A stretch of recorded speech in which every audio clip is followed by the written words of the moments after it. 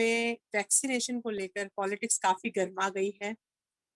अभी अभी न्यूज आई है, पंजाब हेल्थ मिनिस्टर ने इन्फॉर्म किया है कि जितनी वैक्सीन की डोजेस प्राइवेट हॉस्पिटल्स को दी गई थी वो वापस ले ली है और अब लोगों को फ्री दी जाएगी वैक्सीन। लगता है कि अकाली दल के जो वक्तव्य आए थे और उन्होंने जो सवाल उठाए थे पंजाब सरकार पर, उसका कहीं ना कहीं असर हो गया है। बिल्कुल सही आपने बोला। और हमारे जो party president sir Sukhbir Singh Badal ने जो सवाल उठाए और जो हमारी पार्टी ने इस इशू को रेज किया है, केवल वही नहीं दर्शाता कि ये जो खुद की कांग्रेस सरकार है, इसको खुद ही नहीं पता इनको अपनी सरकार में हो क्या रहा है। और आपने देखा ही है कि पिछले कई दिनों से तो सारी सरकार और सारी पार्टी जाके दिल्ली में बैठी हुई है इधर हाई कमांड के दरबार पे, और लोगों के साथ क्या हो रहा है, उनके डिपार्टमेंट्स में क्या हो रहा है, जमीन में क्या, इनको कोई अंदाजा ही नहीं है। लेकिन ये सब चीजें एक साइड में, अब चाहे इन्होंने वापस भी लिया है, मोटी बात यह है कि ये एक ऐसा ऑर्डर आया ही क्यों, और आके जब इसका बवाल मचा वापस क्यों लिया गया जो इतना बढ़िया ऑर्डर था। आपने कभी सुना है कि जो 28 तारीख को एक पंजाबी पेपर में हेडलाइन आती है कि पंजाब में वैक्सीन सब खत्म हो गई और पूरे राज्य में सब सेंटर बंद हो गए हैं। ये 28 तारीख को तो पंजाब, जिसकी देश में सबसे ज्यादा मौतें, जो नेशनल एवरेज है उससे डबल से भी ज्यादा पंजाब में मौतें हो रही हैं, वैक्सीन मिल नहीं रही है। लेकिन 80,000 वैक्सीन, 1 लाख आती है, उसमें से 80,000 वैक्सीन एक प्राइवेट अस्पताल को बेची जाती है। और प्राइवेट अस्पताल भी वो कि 80,000 में से 35,000 मोहाली के अस्पतालों में जो हेल्थ मिनिस्टर की खुद की कॉन्स्टिट्यूंसी में है। 400 की वैक्सीन इनको 1,060 में देते हैं, जो ये प्राइवेट अस्पताल 2,000 और 2,500 में लोगों को लगा रहे हैं।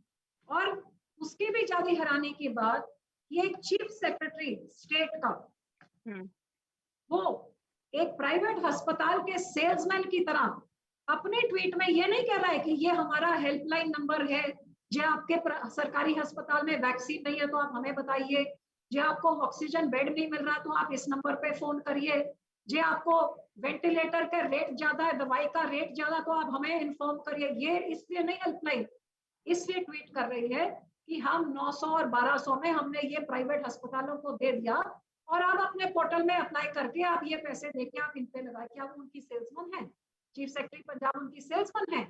और इतना बड़ा घोटाला कि हेल्थ डिपार्टमेंट पंजाब का सारे सीएमओज को चिट्ठी लिखता है पंजाब में कि आपके पास जितने भी वैक्सीन हैं आप ये प्राइवेट अस्पतालों को मुहैया कराइए ताकि वो वैक्सीनेट करें।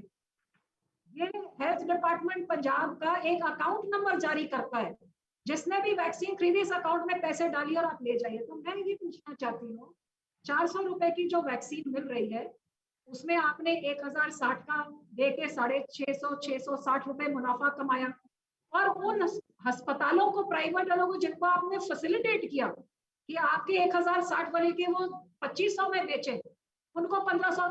क्या इस सरकार की मंशा क्या है? ये गरीबों की जान बचाना चाहते हैं कि जो वैक्सीन गरीब को मुफ्त के लिए दी गई है उस पर पैसे कमाना चाहते हैं गरीबों की जान पे खेल के।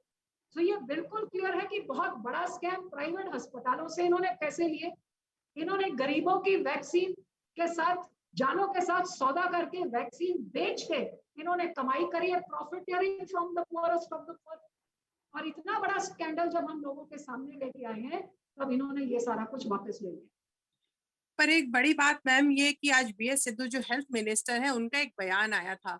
उन्होंने कहा कि मैं वैक्सीन का प्रोसेस ही नहीं देख रहा हूँ, मैं सिर्फ टेस्टिंग देख रहा हूँ, वैक्सीनेशन सेंटर देख रहा हूँ और सैंपलिंग देख रहा हूँ।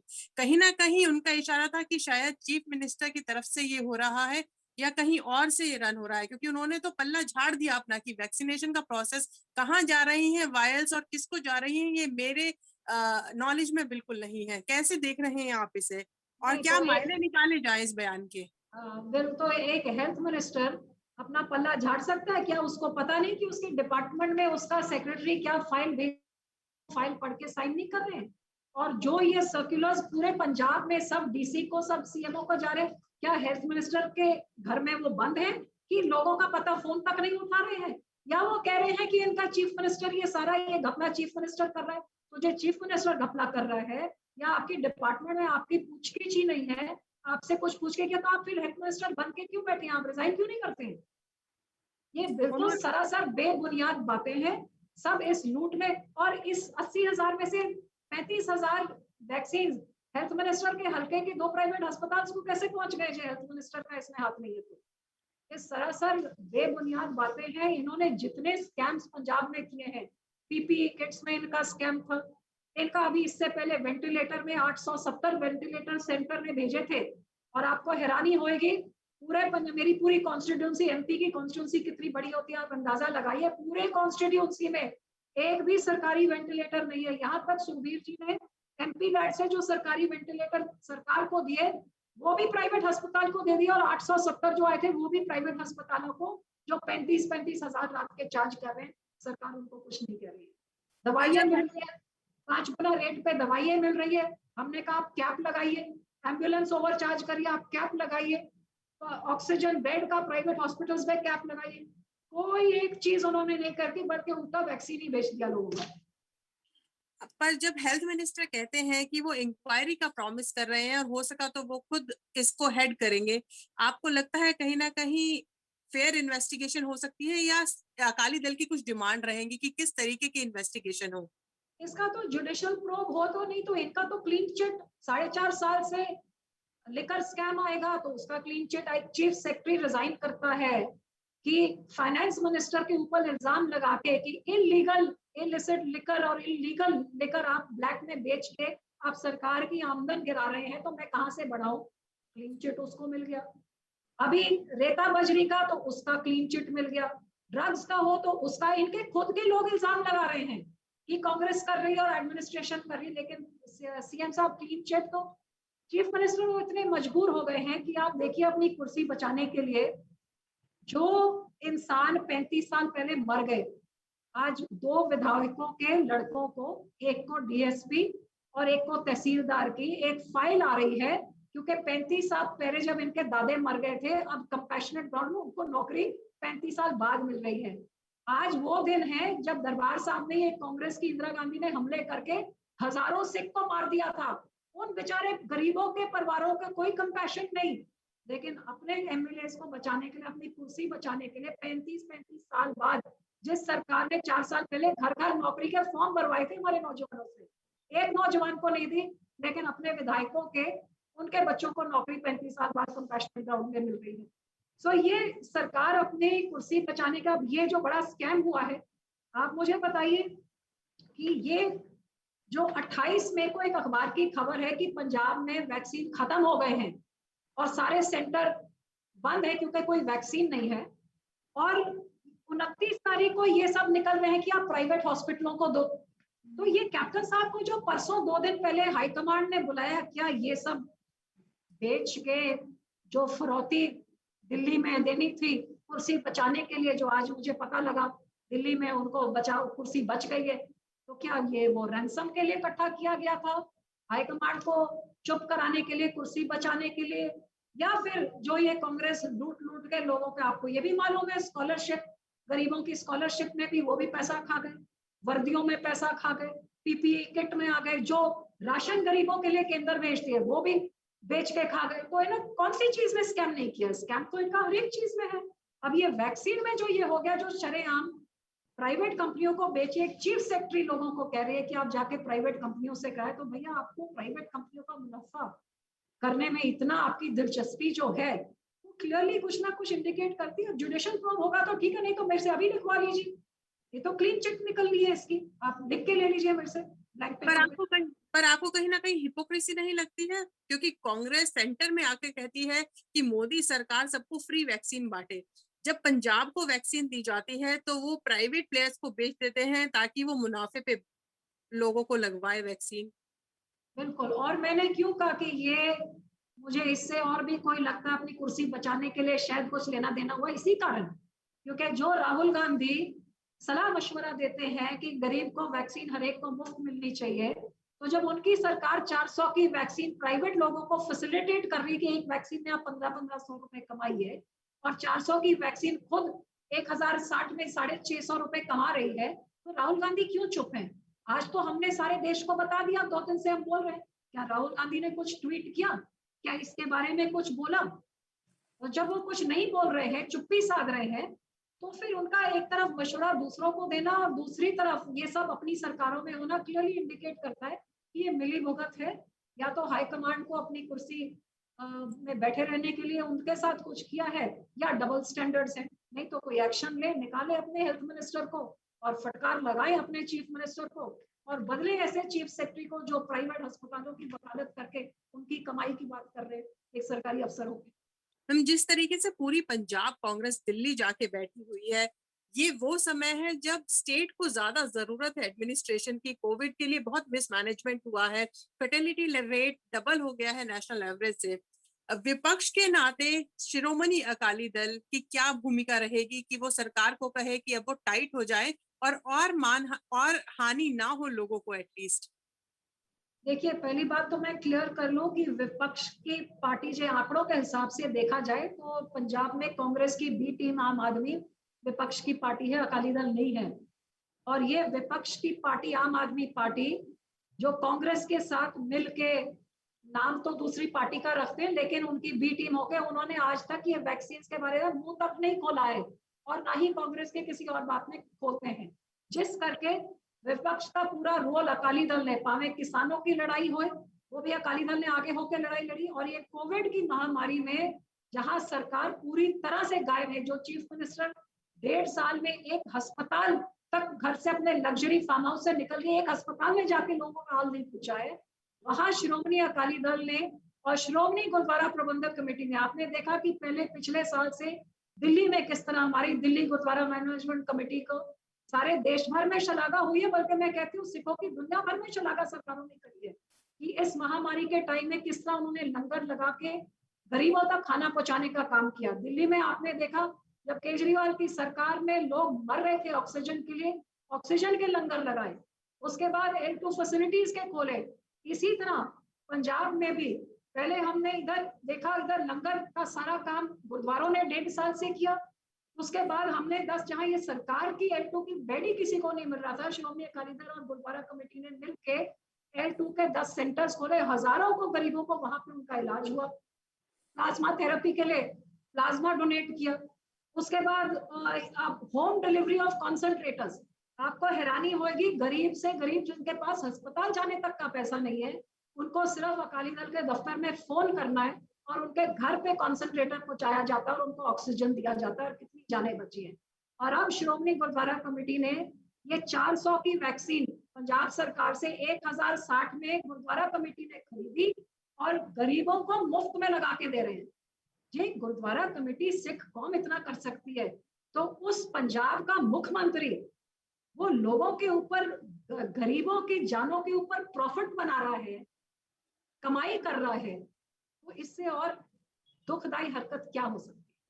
हम, क्योंकि आपने आम आदमी पार्टी की बात की, सुखबीर सिंह बादल जी ने सवाल उठाए थे आम आदमी पार्टी पे कि वो चुप क्यों है। उसके बाद आम आदमी पार्टी के राघव चड्ढा ने प्रेस कॉन्फ्रेंस की है और उन्होंने कैप्टन साहब से सवाल भी पूछे हैं कि ये पैसा जा कहाँ रहा है। आपको लगता है कि आपको प्रेशराइज करना पड़ा तब जाके आम आदमी पार्टी हरकत में आई है? जी, ये तो हमेशा ही रहा है, और आपको जो कोई सबूत चाहिए है इनकी मिली भुगत का, तो आपने आजकल में ही पढ़ा होगा कि कल दिल्ली जाने से पहले कैप्टन साहब ने 2-3 आम आदमी के MLAs को ज्वाइन कराया कांग्रेस पार्टी में। सबसे पहले ये वो MLA हैं जो कांग्रेस पार्टी से ही निकल के आम आदमी में आए थे। इनमें से एक आपको हैरानी होगी कि 2017 में कांग्रेसी, पुराना 30-35 साल का पुराना कांग्रेसी आम आदमी से विधायक बने 17 में, 19 में नई पार्टी बना के मेरे खिलाफ इलेक्शन लड़ी, उन्होंने जमानत जब्त हुई और आज तक 2.5 साल हो गए हैं, लेकिन वो आज तक विधानसभा में MLA बन के बैठे, हालांकि अपनी पार्टी से सस्पेंड हो गए थे। अब ये कांग्रेस की मेहरबानी के बिना कैसे हो सका? और ऐसे एक ये नहीं, ऐसे 7 आम आदमी के विधायक हैं जो कांग्रेस के साथ मिले हैं और अभी आम आदमी के विधायक बने बैठे। सो ये तो कांग्रेस से आए, आम आदमी में आम आदमी से आए, कांग्रेस में इनकी तो ये मिली भगत चल रही है। सो ये तो बी टीम पूरा पंजाब अच्छी तरह से जानता है कि अकाली दल को कमजोर करने के लिए ये दोनों पार्टी इकट्ठे होकर अकाली दल को घेरने के लिए आज भी जो विपक्ष की पार्टी आम आदमी है वो वैक्सीन के बारे हो या किसी मुद्दे के बारे हो। कांग्रेस को तो निशाना बनाती नहीं है, दोनों पार्टी का निशाना तो अकाली दल है, जिसका तो सरकार भी नहीं है और विपक्ष में भी नहीं है। मैम आज जावड़ेकर जी ने भी एक बात कही। उन्होंने कहा कांग्रेस पहले तो कहती थी डिसेंट्रलाइज करो वैक्सीनेशन को, अब उन्होंने कहा है, डिमांड की है कि सेंट्रलाइज करें। आपको लगता है कि सेंटर की तरफ से ये बयान आना काफी है या सेंटर को और कुछ भी पंजाब के लिए करना चाहिए था? देखिए, सेंटर ने क्या रोल लिया है, वो पूरी तरह से सेंटर फेल हो चुकी है। देशवासियों ने सबने देख लिया, जब सारे दुनिया की सरकारें अपने लोगों को वैक्सीनेट करके इस महामारी से बचाने के लिए वैक्सीनेशन प्रोक्योर कर रहे थे, उस टाइम केंद्र की सरकार तो पता नहीं ये कौन सी कोविड मैत्री की कौन सी अपनी दोस्ती दिखा के वैक्सीन को एक्सपोर्ट कर रही थी। और जब यह महामारी शुरू हुई तो अब उनके पास वैक्सीन की कमी पड़ गई, ऑक्सीजन की कमी पड़ गई, दवाइयों की कमी, बिल्कुल मिसमैनेजमेंट हर तरीके से हुआ। तो वो तो देशवासियों ने देख लिया, और जिससे जितनी जानें गई हैं, जैसे पंजाब सरकार डेथ रेट फेटलिटीज को नंबर घटा रही है, वही केंद्र में भी किया गया और पूरी दुनिया में थू थू हुई है कि हिंदुस्तान में कैसे महामारी फैली और कितने लोगों की जानें गई हैं। लेकिन वैक्सीन बेच के दुकानदारी करना, वो तो पहली बार हमारे राज्य में देखा जा रहा है कि एक दुकान बनाई गई है लोगों के जीवन के साथ, गरीब के जान के साथ खिलवाड़ करके कि वैक्सीन सिर्फ अमीर के लिए है, जिसके पास 2500 रुपए वो तो लगा ले, लेकिन जो गरीब जिसको खाने को आपने लॉकडाउन कर दिया है 1.5 महीने से, वो अपनी रोजी रोटी रोज का जो सुबह कमा के शाम को खाता है, 1.5 महीने से उसका खाना भूखा मर रहा है, वो भीख मांगने में मजबूर हो गया। आपको वैक्सीन करा के बिजनेस को चलाना चाहिए, स्टेट को लाइन पे लाना चाहिए, कि वैक्सीन ही बेच के पैसे खा जाने चाहिए। ये तो पहली बार स्टेट में सुनने को मिल रहा है। क्योंकि कोविड की बात चली है और किसान प्रधान प्रदेश है पंजाब, किसान आंदोलन थम नहीं रहा है। उन्होंने बल्कि कहा है कि हम इसे कंटिन्यू करेंगे, इनफैक्ट इसे उग्र करने की भी उन्होंने बात कही है। आपको क्या लगता है कि किसानों को जब तक वैक्सीनेट नहीं होते तब तक रोक देना चाहिए, वापस आ जाना चाहिए, या वो कंटिन्यू रखना चाहिए? देखिए, जो किसान है वो पिछले 6 महीने से जो वहां पे बैठे हैं ना, किसी शौक करके नहीं, आपको मेरे को या इस केंद्र की सरकार के किसी भी एक वजीर को आप बोल दीजिए, इस कड़कती हुई धूप में जाके अपने बगीचे में ही बैठ जाए 2 दिन, कोई नहीं बैठ पाएगा। वो लोग भी हम लोग के जैसे इंसान हैं। वो उनकी कितनी बड़ी मजबूरी होगी कि ये 6 महीने से वहां पे डटे हुए हैं। 500 से ज्यादा किसान मर चुके हैं, लेकिन अभी भी वहां पे डटे हुए हैं, तो उनकी कितनी बड़ी तकलीफ होगी, इसको महसूस करिए।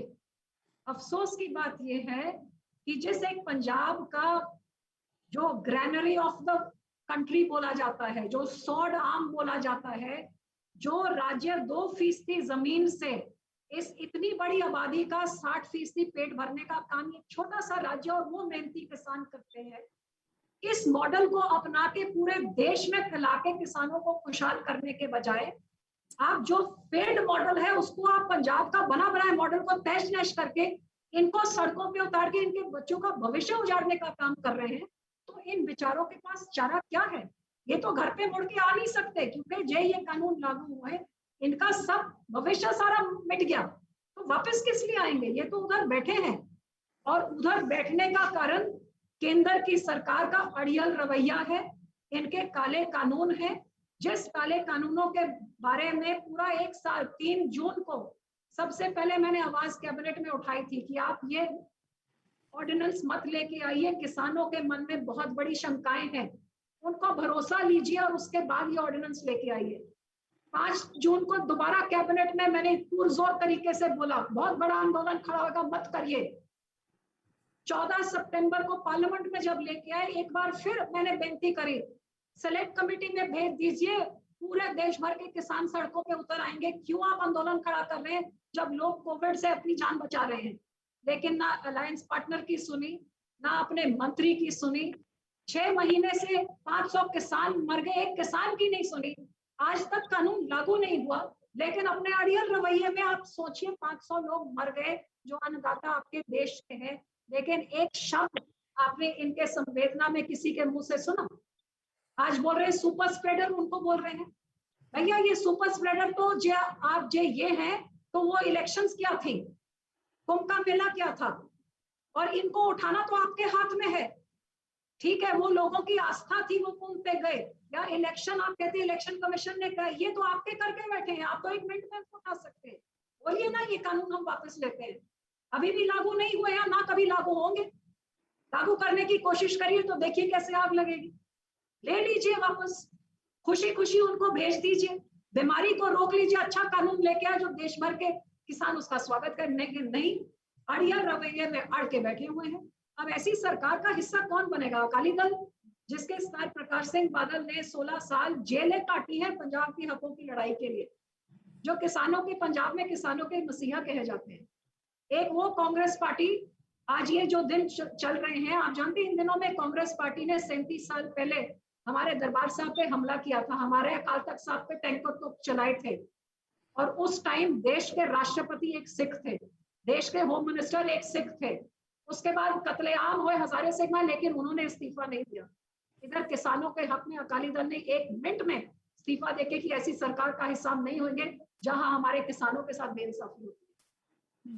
लेकिन जिस सरकार को बेइंसाफी कर रही है, जो इन किसानों जिसकी आवाज सुनाने के लिए 6 महीने से वहां बैठे मर रहे हैं, ये सरकार सुनने को नहीं तैयार है। एक लास्ट सवाल मेरा ये है कि अब अकाली दल नेक्स्ट क्या प्लान है, क्या स्ट्रेटेजी रहेगी? आप लोगों ने इस मुद्दे को जोर शोर से उठाया है, कैसे आप इंश्योर करेंगे कि ये अपने फाइनल इसका कुछ नतीजा निकले, किसी की अकाउंटेबिलिटी एटलीस्ट हो? इस ये पूरा एपिसोड जो एक्टिंग का हुआ है, देखिए 4.5 साल में जितने घपले घोटाले हुए हैं, आप चाहे लेकर घोटाला ले लीजिए, सैंड माफिया का घोटाला ले लीजिए, सबसे पहले जो एक वो सैंड के खड्डों के, जिसमें मेरा ख्याल सरकार के आने के 3 महीने के अंदर इनके पहले मंत्री के ऊपर, जहां उन्होंने अपने जो लांगरी है उसकी तरह से 3 करोड़ लेके ऑक्शन में 3 करोड़ डाल के उन्होंने कौन सा सैंड माइनिंग किया। मतलब 3 महीने जब ये सरकार बनी थी 4.5 साल पहले, तब से लेके आज तक, अभी ये वैक्सीन का, इससे पहले वेंटिलेटर का, इससे पहले पीपीई किट, पिछले साल में जो मुफ्त राशन आया, मतलब हर एक चीज का आप ले लीजिए, दवाइयों का, इन्होंने एक स्कैम के ऊपर दूसरा स्कैम, और कैप्टन साहब ने सिर्फ उनको क्लीन चिट देने का काम किया है। श्रोमणी अकाली दल की सरकार बनेगी, एक एक स्कैम के ऊपर हम लोग पूरी इन्वेस्टिगेशन करेंगे। जॉन से ऑफिसर्स इन्वॉल्व हैं और जॉन से भी कांग्रेसी इन्वॉल्व है, चाहे वो गांव में हो चाहे वो शहर में हो, जितने पावरफुल हो, जो भी हो, उनकी अकाउंटेबिलिटी फिक्स करके बनती हुई कार्रवाई करके उनको जो बनती सजा है वो सजा दी जाएगी।